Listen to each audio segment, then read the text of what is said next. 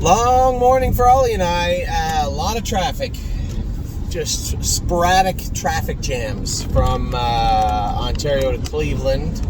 Going to get there a little later than we hoped we would. But, c'est la vie. We'll be there in lots of time. Ollie's a baseball game tonight. And I have one of the busiest nights I've had in quite a while. We have 10 horses racing out of Jason's barn here in Ohio. 10 horses racing at Jason's barn here in Ohio. Now, I told you I would bring you a quick update this morning. We had a trainer in Ohio. I did wake up at 5:45 today.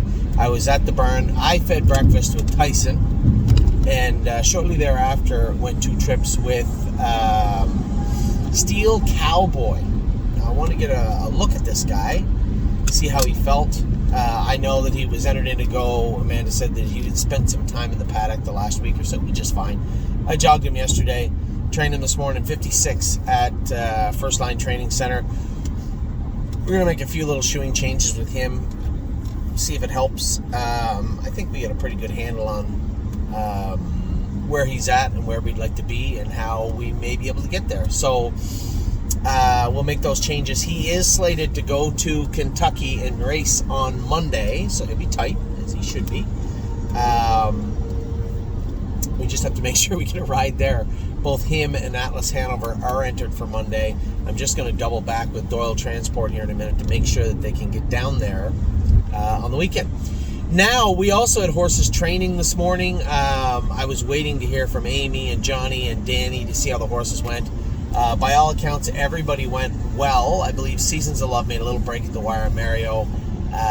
They said maybe she was trotting really hard, made a break. She doesn't make breaks trotting hard, so I would say the hobbles were a little bit, just a hair too long.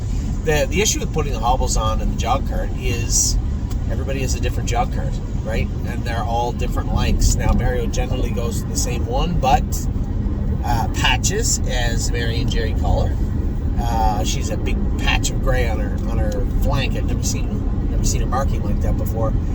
She's been great and will continue to be great. I didn't really get any update on why she made a break, but she will be qualifying on Friday. Now, this is important. I will tell you who is in to qualify and who is not. Most everybody is in to qualify Friday and Saturday. I won't be there. James will be listed on almost everybody. Danny O'Brien will be listed on Drebin. He goes to them all the time and knows them very well. And actually, he made a break on Danny today. He said to me, I had the hobbles too tight last week. I let them out a little bit more than I should have. Tighter is better when we're looking at flat lines. I don't want to see any X's this weekend. I've seen more than enough so far this season, qualifying season. So Winter Bells went well. Now she's had some maintenance due for quite a while. She's never had any vet work done. Well, she's a baby. Most babies haven't. But we've looked into, I looked back at her fluoroscope from December. And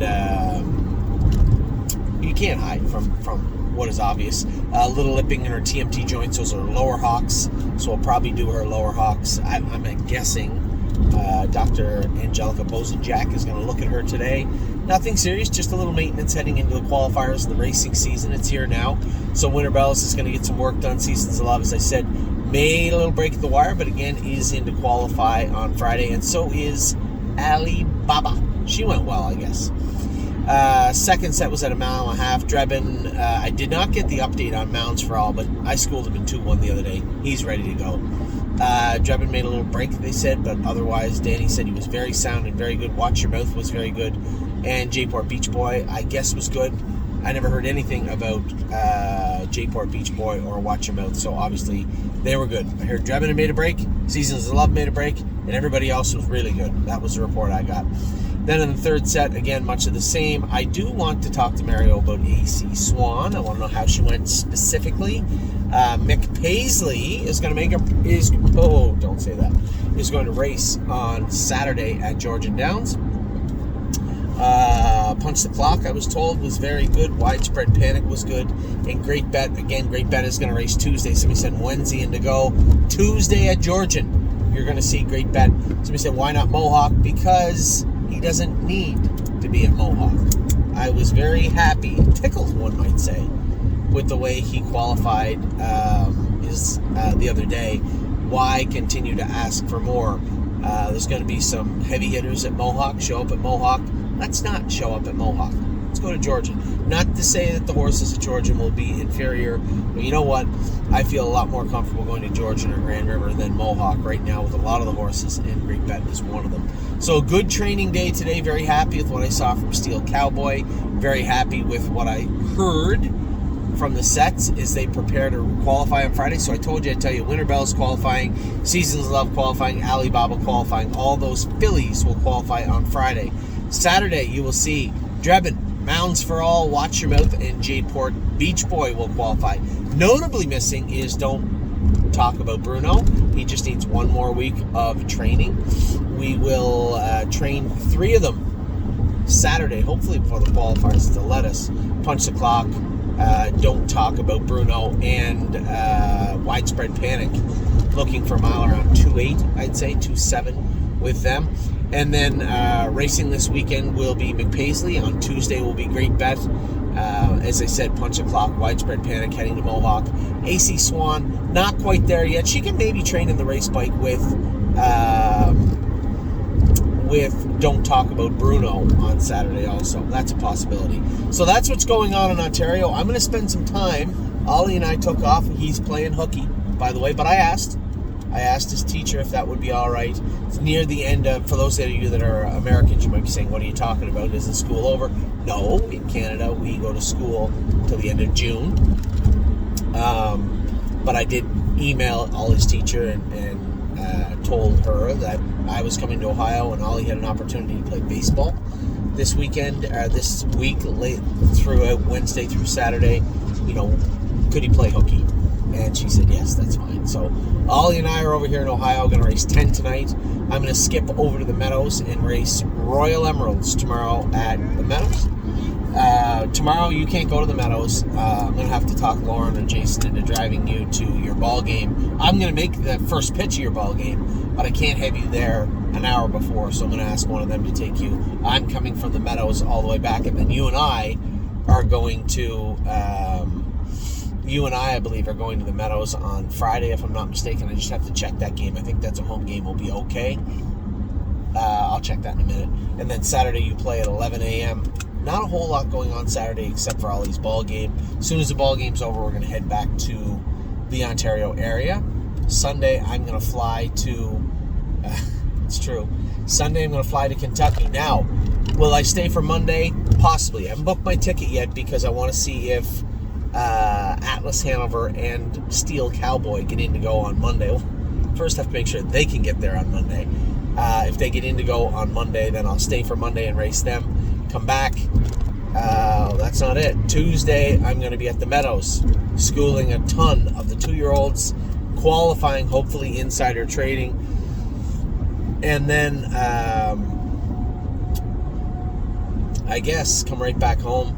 Wednesday, I'm going to try and talk Amy into go, don't care. Is racing in Buffalo on Wednesday. Hopefully I can talk Amy and the kids into maybe sneaking over for the afternoon into the evening, because I don't know what's going to be taking place at Ohio. Just a lot, as you can see. A lot. And my schedule, the horses' schedules, my family schedule, super fluid right now.